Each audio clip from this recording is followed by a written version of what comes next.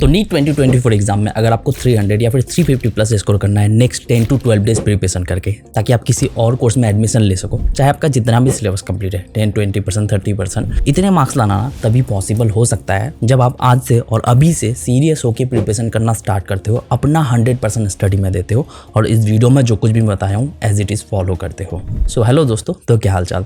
देखो, as compare to 400, 500 marks, अभी इतने मार्क्स लाना पॉसिबल अभी भी है, बस आपको मेहनत करने की जरूरत है। कैसे करना है, चलो उसके बारे में बात करता हूँ।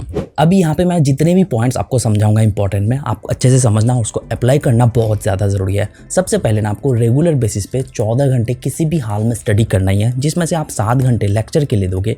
लेक्चर में से आप 2 लेक्चर बायोलॉजी के लिए देखोगे और केमिस्ट्री के 1 लेक्चर देखोगे, यानी कि ऑलमोस्ट एक दिन में आपको 3 चैप्टर करना ही होगा। ये कैसे कर सकते हो आगे बताऊंगा, ट्रिक्स वगैरह। उसी के साथ 7 आवर्स जो आप स्टडी के लिए, क्वेश्चन प्रैक्टिस के लिए, रिवीजन के लिए, इन सब के लिए दोगे। ठीक है, कैसे करना है आगे बताता हूँ, बट उसी के साथ ये भी बता दूं कि अभी आपका मैक्सिमम फोकस ना बायो प्लस केमिस्ट्री में रहेगा, जिसमें से बायो के मैक्सिमम चैप्टर्स करोगे। केमिस्ट्री के आपको 5-6 चैप्टर करना है। चैप्टर्स कौन से करना है वो भी आपको आगे बताता हूँ।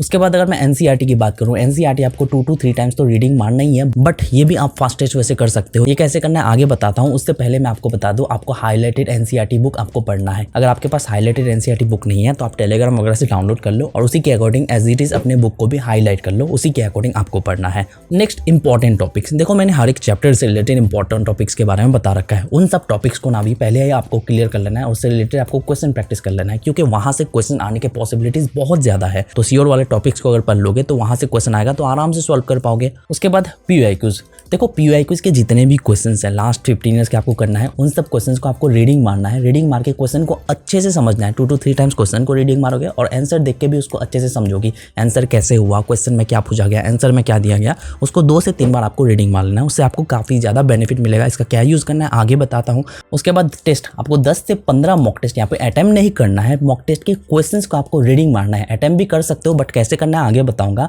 क्वेश्चंस को आपको 2 to 3 times as it is reading मारना है और आंसर को भी आपको अच्छे से समझना जरूरी है। बट उसी के साथ आपको बता दूं, इन सारे सॉल्यूशंस के लिए ना, शॉर्टकट ट्रिक्स के लिए आप चाहो तो मेमोनीट ऐप को यूज कर सकते हो, क्योंकि मेमोनीट ऐप में ना अभी आपको बहुत सारी चीजें फ्री में मिल जाएगा रिवीजन के लिए। ये सब चीजों के लिए आप एक बार जाके चेकआउट कर सकते हो। लिंक मैं आपको डिस्क्रिप्शन में प्रोवाइड करा दूंगा। ठीक है, उसी के साथ रिवीजन की अगर मैं बात करूं तो रिवीजन के लिए आप शॉर्ट नोट्स के थ्रू कर सकते हो या फिर शॉर्ट वीडियोस के थ्रू भी कर सकते हो, या फिर मेमोनीट ऐप में भी आपको फ्री में बहुत कुछ मिल जाएगा, तो वहां से भी कर सकते हो। अब अगर मैं नेक्स्ट चैप्टर्स की बात करूं तो चैप्टर्स के लिए मैंने वीडियो बना रखा है 300 मार्क्स वाला, उस वीडियो को देख सकते हो। वहां से उन्हीं सब चैप्टर्स को कर सकते हो। अगर 350 टारगेट है तो आप उसके लिए दूसरा वाला वीडियो भी देख सकते हो। ठीक है, उन सब चैप्टर्स को ही आपको पढ़ना है। अब उन सब चैप्टर्स के साथ करना क्या है, उन सारे चैप्टर्स का ना आपको लिस्ट बना लेना है। कुछ इस तरह से चैप्टर्स का नाम लिख लोगे, उसके बाद उन चैप्टर से रिलेटेड लेक्चर देखे कि नहीं, टिक लगा दोगे। एनसीईआरटी किए कि नहीं किया तो क्रॉस दे दोगे। क्वेश्चन प्रैक्टिस, पीयूआईक्यूज, ये सब कुछ किए कि नहीं, इस तरह का आपको चार्ट बना लेना है और आपको अपने आप को ट्रैक करते रहना है। तभी तो आप डे बाय डे इंक्रीज करते जाओगे और इतना मार्क्स ला सकते हो। तो इसलिए रिकॉर्ड रखना भी जरूरी है। ठीक है, अब उसी के साथ ना आपको 10 मिनट वाले सेशन का ना काफी ज्यादा यूज करना है। देखो, आप चाहो तो 10 मिनट सेशन में शॉर्ट रिवीजन के लिए क्विक नोट को देख सकते हो, या फिर इंपॉर्टेंट क्वेश्चंस को रीडिंग मार सकते हो, या फिर चाहो तो कुछ इंपॉर्टेंट पॉइंट्स लिख के आप उन सब पॉइंट्स को जो है आप अपने अकॉर्डिंग रिवाइज कर सकते हो। तो 10 मिनट वाले सेशन को आपको 5 से 6 करना है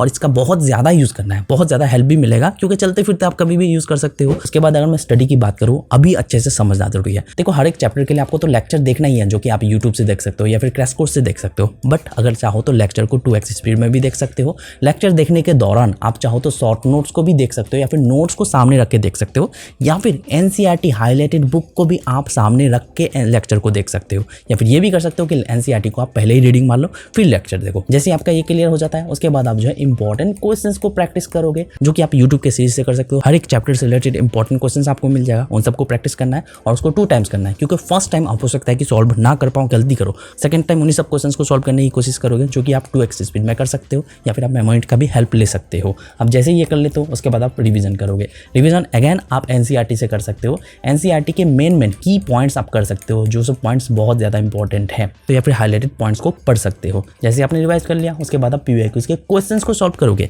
पहले आपने उन्हीं सब क्वेश्चंस को रीडिंग मार लिया, अब उन्हीं सब क्वेश्चंस को आप सॉल्व करने की कोशिश करोगे खुद से। फिर उसके बाद जो आप रिवीजन करोगे अगेन, जो कि आप क्विक नोट्स के थ्रू कर सकते हो, या फिर आप शॉर्ट नोट्स के थ्रू कर सकते हो, या फिर शॉर्ट वीडियोस के थ्रू कर सकते हो। मैं तो रिकमेंड करूंगा कि क्विक नोट्स के थ्रू कर लो, मेमोरीट ऐप में आपको मिल मिल जाएगा। अगर आप इसके बाद कुछ क्वेश्चन प्रैक्टिस करना चाहते हो तो आप इंपॉर्टेंट क्वेश्चन को कर सकते हो। उसके बाद अगर मैं टेस्ट की बात करूँ, देखो रेगुलर बेसिस पे अगर आप चाहो तो 100 क्वेश्चंस को रीडिंग मार के उन्हीं सब क्वेश्चंस को चाहो तो सॉल्व करने की कोशिश कर सकते हो, या फिर अगर आप चाहो तो 10 चैप्टर कंप्लीट करने के बाद बायोलॉजी से रिलेटेड आप टेस्ट अटेम्प्ट कर सकते हो। जितने क्वेश्चन सॉल्व कर पाओगे करोगे, नहीं कर पाओगे कोई दिक्कत नहीं, उस क्वेश्चन को पढ़ोगे अच्छे से, रीडिंग मारोगे। रीडिंग मारने के साथ साथ आपको जो है आंसर भी अच्छे से देखना है, समझना है, और उससे रिलेटेड हो सके तो टॉपिक को भी स्टडी कर लेना है। जो सब क्वेश्चन पूछा गया सॉल्व नहीं कर पाए उन क्वेश्चन से रिलेटेड टॉपिक को अच्छे से रिवाइज कर लेना है। और नेक्स्ट डे अर्ली मॉर्निंग में 30 मिनट्स देखेना, आज जो पढ़े कल उसको रिवाइज कर लेना ताकि आज वाला कल भूलो नहीं, ठीक है। तो कुछ इस तरह से आप पढ़ सकते हो। तो देखो इतना मार्क्स अभी भी पॉसिबल है अगर आप नेक्स्ट कुछ डेज के लिए पूरा 100% दे देते हो। ऐसे भी आप टाइम वेस्ट करने वाले थे, अभी भी चांस लेते हो तो पॉसिबल है। तो बस मुझे आपको यही बतानी थी। नीट से रिलेटेड और वीडियोस मेरे चैनल पे मिल जाएगा, जाके चेकआउट कर सकते हो। तो बस मिलते हैं नेक्स्ट वीडियो के साथ। Thank you.